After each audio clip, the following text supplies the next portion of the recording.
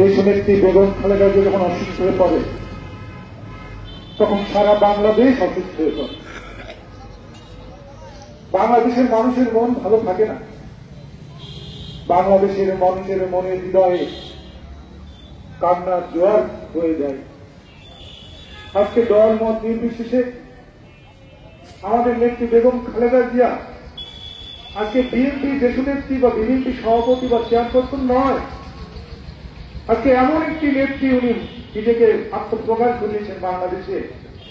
আজকে বাংলাদেশের মানুষের নেত্রী উনি, আজকে বাংলাদেশের 18 কোটি মানুষের নেত্রী উনি, আজকে বাংলাদেশের মানুষের 18 কোটি মানুষের নয়নের মনে উনি ঊর্ধ্বে চলে গিয়েছেন, রাজনীতির ঊর্ধ্বে চলে গিয়েছেন। ওনার ব্যক্তিত্ব, ওনার আচার আচরণ, ওনার নেতৃত্ব, ওনার প্রধানমন্ত্রীর যে দায়িত্ব সব মিলিয়ে উনি আজকে রাজনীতির বাইরে গিয়ে আজকে বাংলাদেশের মানুষের নেত্রী হয়ে গিয়েছেন, উনি জাতীয় নেত্রী হয়ে গিয়েছেন। উনি আর আমাদের মধ্যে সীমাবদ্ধ নেই। আজকে দেশনেত্রী বেগম খালেদা জিয়া আজকে ওনাকে অসুস্থ করা হয়েছে। আজকে 15 বছর অবৈধভাবে এই সরকারে থাকার জন্য এই বাংলাদেশের এই নেত্রীকে মিথ্যা কেস দিয়ে, মিথ্যা মামলা দিয়ে তাকে জেলে আটক করা হয়েছে। আটক দেখে তাকে নির্যাতন করা হয়েছে, শারীরিকভাবে তাকে নির্যাতন করা হয়েছে বিভিন্ন প্রয়োজন দিয়ে, যেমন ধীরে ধীরে তিনি মৃত্যুর কোলে ঢলে পড়েন।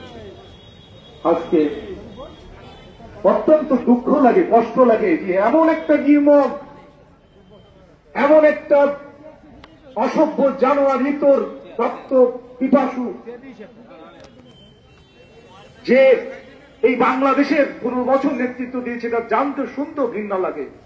বাংলাদেশের মানুষের ঘৃণা হয়, হাসান ভাই ঘৃণা হয়।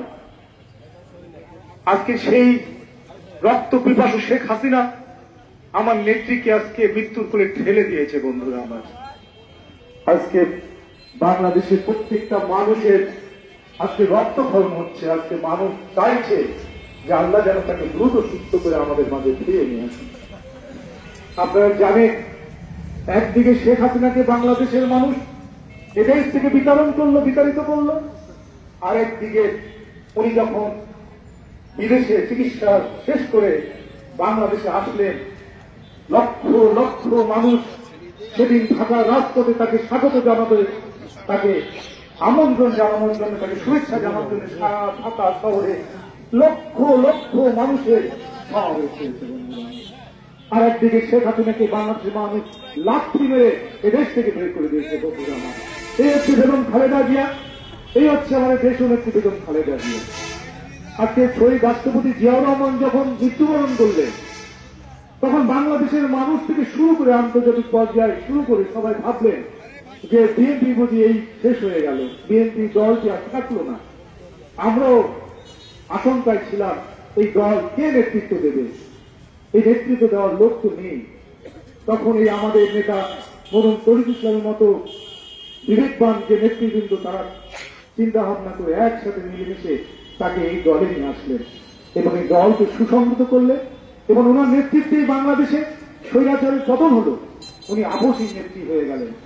কারণ ৮৬ সালের নির্বাচনে শেখ হাসিনারও যাওয়ার কথা না, বেগম জিয়ারও যাওয়ার কথা না, কিন্তু বাংলাদেশের মানুষের কাছে নিজেকে বেঈমান হিসাবে প্রমাণ করে সেদিন শেখ হাসিনা ৯৬ সাল ৮৬ নির্বাচনে অংশগ্রহণ করলেন এই জাতীয় পার্টির এরশাদের অধীনে।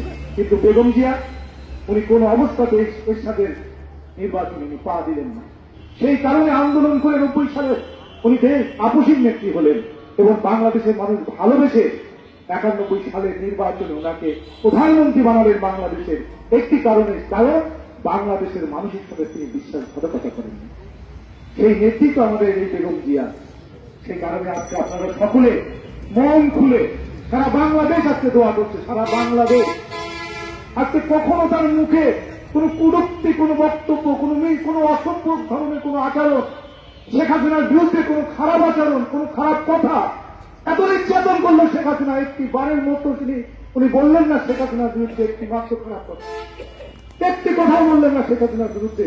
কত উদার মহিলা, কত মানবিক মহিলা, কত কত বংশীয় মহিলা যে তিনি শেখ হাসিনাকে টাচই করলেন না এই ফ্যাসিস্ট সরকারের বিরুদ্ধে, এত নির্যাতন করলো যার বিরুদ্ধে। আজকে আপনারা সকলে দোয়া করবেন, দুই হাত খুলে দোয়া করবেন, মন খুলে দোয়া করবেন। আল্লাহ যেন ওনাকে সুস্থ করে যেন আমাদের মাঝে নিয়ে আসেন, এবং আমরা যেন তার নেতৃত্বে আগামী দিনে বাংলাদেশ করতে পারি, এবং বাংলাদেশের যে চাওয়া পাওয়া মানুষের সেটা যেন পূরণ করতে পারি, সেই আশাবাদ ব্যক্ত করে সকলের দোয়া কামনা করে আমি আমার বক্তব্য শেষ করছি। আসসালামু আলাইকুম।